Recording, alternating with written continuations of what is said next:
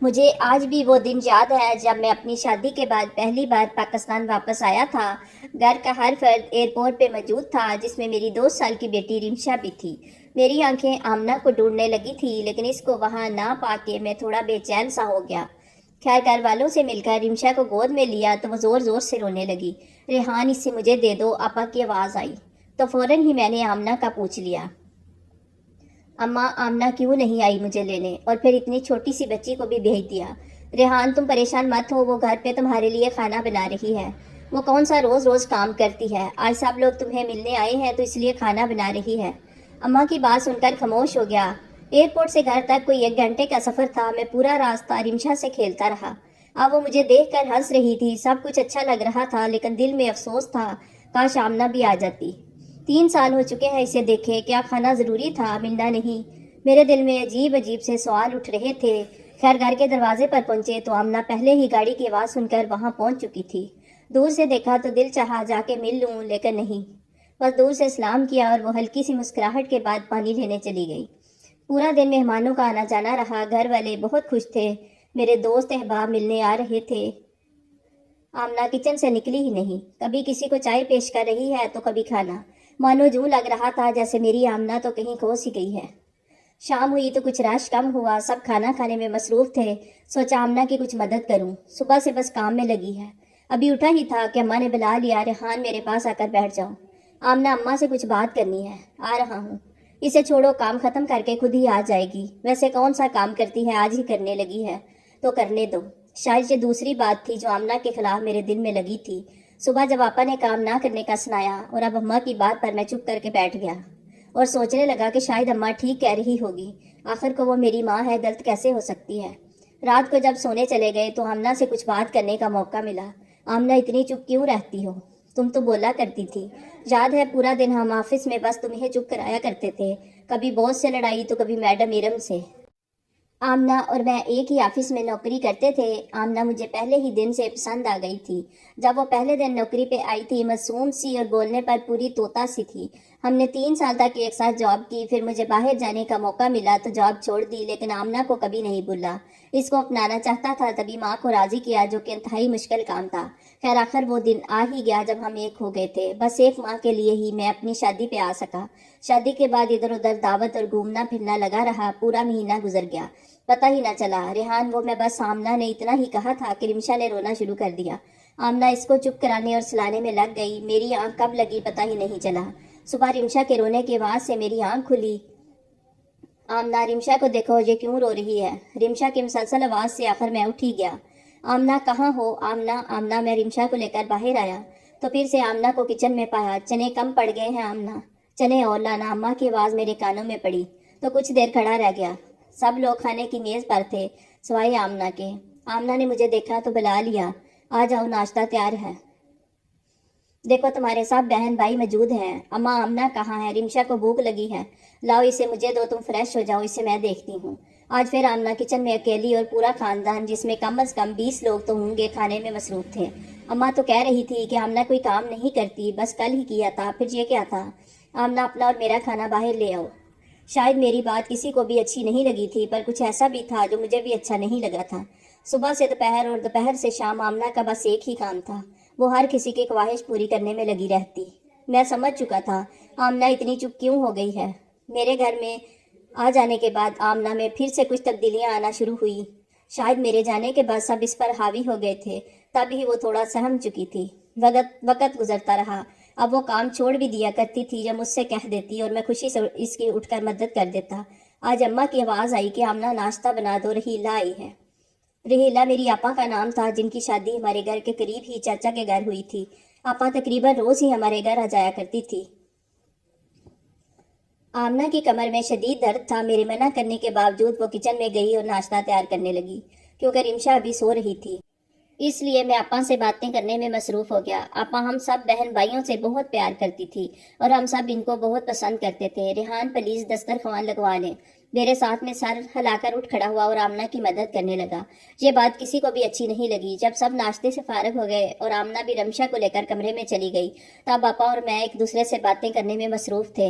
ریحان، تم جانتے ہو میں تم لوگوں سے بہت پیار کرتی ہوں، کبھی ایسا نہیں چاہتی کہ تم لوگ خوش نہ رہو، لیکن میری کچھ نصیحتوں پر عمل کرو گے تو سکھی رہو گے، آگے تمہاری مرضی، میں تم پر جبر تو نہیں کر سکتی۔ جی جی آپا بولے، آپ کو معلوم ہے ہم سب بہن بھائی آپ کی اور اماں کی بات کو ضرور اہمیت دیتے ہیں۔ ریحان، تم اپنی بیوی کی مدد ضرور کیا کرو، لیکن اس حد تک جب تک تمہیں کوئی نہ دیکھے۔ اچھا تو نہیں لگتا تم برتن اٹھا رہے ہو اور خواتین والے کام کر رہے ہو؟ جو عادت تم آج ڈالو گے اسے کل وہی رہے گی۔ جو اس کے کام ہے وہ اس کو کرنے دیا کرو، آخر کو آہستہ آہستہ کر ہی لے گی، لیکن اگر عادت بن گئی تو پھر تمہیں ہمیشہ ہی اس کی مدد کرنا ہوگی۔ سوچ لو۔ آپا کی بات میرے دل کو لگی۔ دن گزرتے رہے، آمنہ مسلسل کام میں لگی رہی۔ کبھی میرا دل چاہتا تو رمشا کو دودھ بنا دیتا، اس سے زیادہ کچھ نہیں۔ اماں نہیں چاہتی تھی کہ میں واپس دوسرے ملک جاؤں، کیونکہ میں میک اپ کمپنی میں جاب کرتا تھا۔ تبھی اسی حوالے سے گھر بیٹھے کمپیوٹر پہ بہت اچھا کما لیتا۔ وقت گزرتا گیا، سب کچھ نارمل تھا۔ میں نے کبھی غور نہیں کیا کہ آمنہ کیا کرتی ہے۔ جب میرے 3 بچے ہوئے تو گزارا تھوڑا مشکل ہو گیا۔ میری دونوں بیٹیاں تو اسکول جایا کرتی تھی، لیکن بیٹا ابھی چھوٹا تھا۔ تبھی میں نے اور آمنہ نے ایک فیصلہ کیا کہ ہم بچوں کو بہتر تعلیم دینے کے لیے شہر شفٹ ہو جاتے ہیں۔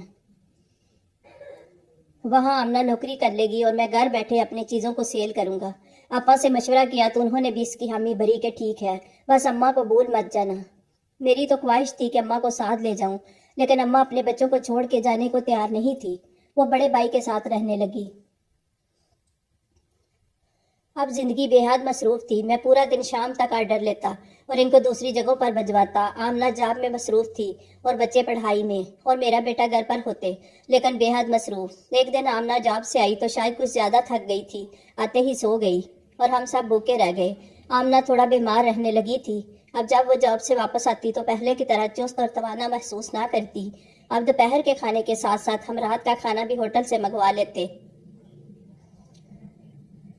آمنہ روز کہتی کہ ریحان مجھے ڈاکٹر کے پاس لے جاؤ، اور میں روز کام کی وجہ سے نہ جا پاتا۔ سالوں سال گزرتے رہے، نہ مجھے ٹائم ملا، نہ آمنہ کی بیماری ٹھیک ہوئی۔ نہیں معلوم اسے کیا ہوا تھا۔ پھر ایک دن ایسا آیا کہ جب میں خوب بیمار ہوا، پیٹ کے درد نے جیسے میری جان نکال دی۔ سوائے آمنہ کے میرے پاس کوئی نہیں تھا۔ آخر میرے گھر والے بھی تو ہیں، انہوں نے میرا خیال کیوں نہیں رکھا؟ ایک دفعہ پھر مجھے احساس ہوا کہ میں آمنہ کے ساتھ زیادتی کر جاتا ہوں، لیکن یہ احساس شاید کچھ دنوں کا ہوتا۔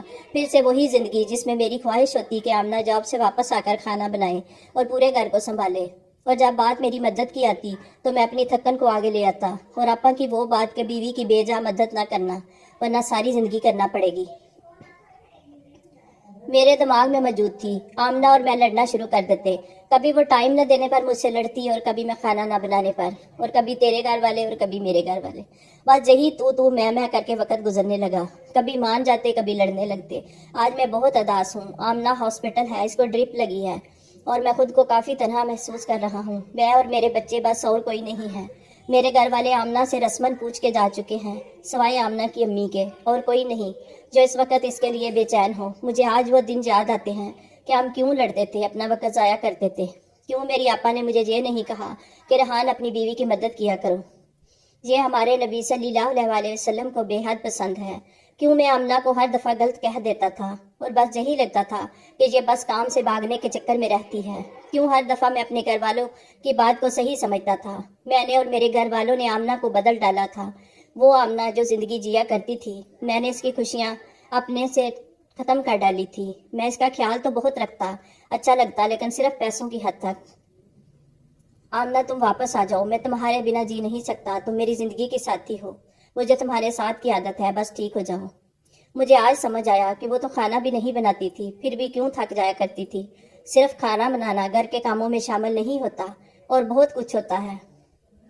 آج کل میں بھی کھانا باہر سے منگواتا ہوں اور پھر بھی تھک جاتا ہوں۔